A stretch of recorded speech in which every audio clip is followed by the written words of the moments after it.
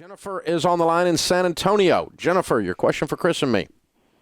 Thank you for accepting my call. I'm currently pregnant, and emotionally I know what I want to do and what I don't want to do. However, my question to you is financially, I do not. Is it better to file for child support now, or should I wait? You said you're pregnant? Yes. Okay. And I am due in a few months. He doesn't want to be financially. Well, he has said he wanted to help out, but he hasn't. So I've been paying everything out of my pocket, and it's been very difficult. So that was my question. I don't know if I should, after the baby's born, do I take him to child support, or should I just wait until the baby's just old enough? Well, the baby's old enough the day it's born, and if not before, and so you'd have to check to see what Texas law allows you prior to the birth. But I would suspect even at this stage, that there should be some kind of an agreement. So obviously the man is, the boy is not, being forthcoming and not taking care of business in a lot of different ways, right? Correct. Okay. So I guess you need to probably sit down with an attorney and find out what the law says in Texas where you live. But my suspicion is that you're due support already, and you're already late. And and I don't know what your emotions are telling you that would be different. This is not a financial or emotional decision.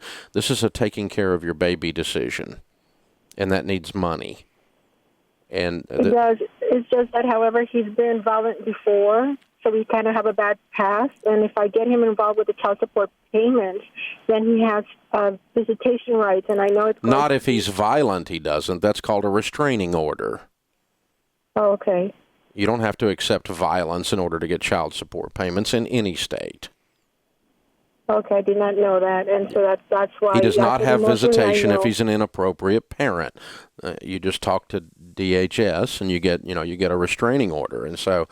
Young boy needs to learn to grow up and be a man and behave and not be violent towards women or children, and to pay his bills for taking care of the kids he creates.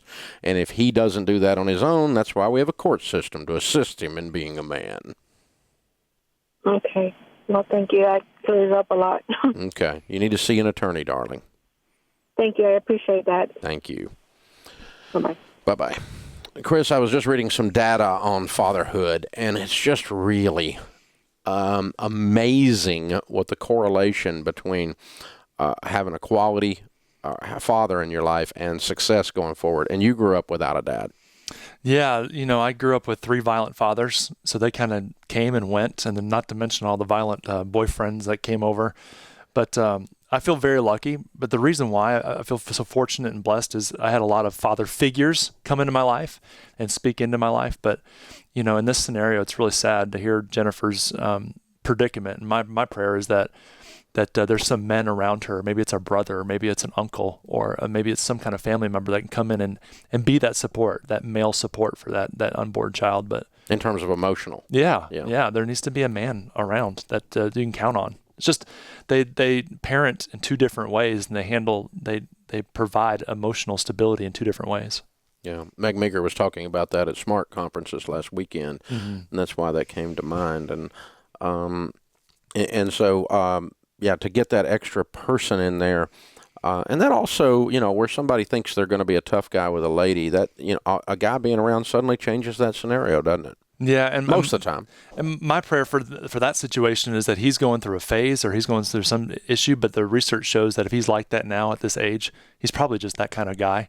But my prayer is that he just gets his act together, and he can. I've just seen a lot of men out there. Of course, you and I talk to a lot of people.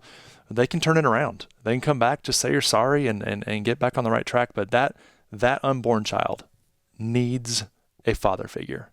And the care for that child is the number one thing in this whole discussion. Yeah. And the courts will make sure he does that. Yeah, the biggest thing with Jennifer is she just needs educated. She doesn't even know what her options are. Yeah, she feels, and she's intimidated. Yeah, very. Yeah. The fact that she's even reluctant about fighting for this baby, I mean, she needs to get that intensity that we talked about in previous calls. She needs to get that about her unborn child. I think she's a little bit scared. Yeah, That's what it which is totally understandable. Yeah.